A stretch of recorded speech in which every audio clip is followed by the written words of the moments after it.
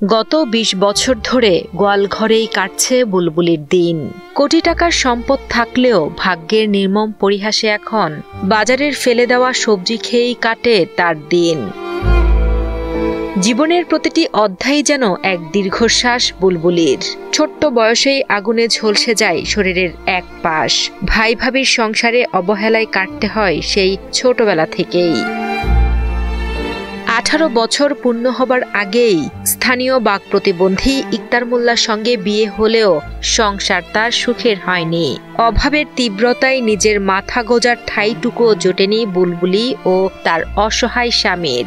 তাই বাধ্য হয়ে চাচাতো ভাইয়ের গোয়াল ঘরেই আশ্রয় নিতে হয় তাদের। সেই থেকে দীর্ঘ 20 বছর ধরে গোয়াল ঘরেই স্বামীকে নিয়ে কাটছে বুলবুলির দিন। এই যে প্রতিবন্ধী তাই আমারে দিয়ে গেল, কিন্তু এই জমির ভাগ আমি পাইনি কোনোদিনও। আমি এখনো বাসা বাড়িতে কাজ করি, আমার স্বামী প্রতিবন্ধী, আমি পরের গইলি থাকি, আমার কোনো ভিটা বাড়ি নেই। আমি ভিটা বাড়ি চাই, আমি ঘর চাই, আমি জায়গা চাই। যশোর সদর উপজেলার ফতেপুর ইউনিয়নের সুলতানপুর দক্ষিণ পাড়া গ্রামের বাসিন্দা বুলবুলি। অবহেলা, কষ্ট আর বঞ্চনাই তার নিত্যসঙ্গী। বাবার থেকে কোটি টাকা মূল্যের 25 শতক জমি পেলেও বুলবুলির দাবি জাল স্বাক্ষরের মাধ্যমে সেই জমিও দখল করে নেন স্থানীয় দুজন।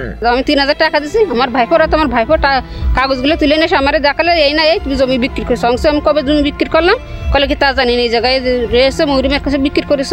ওই জমিটা বিক্রি করেছে, আমার স্বামী তাকে নিয়েছে, নিয়ে আমার স্বামী আমার নামে দিয়েছে, আবার আমার স্বামী আবার বিক্রি করেছে।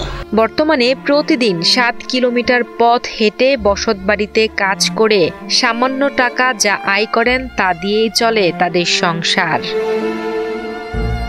বাজার থেকে কিনে আনেন পোকা খাওয়া সবজি, কোনো দিন আবার তাও পারেন না।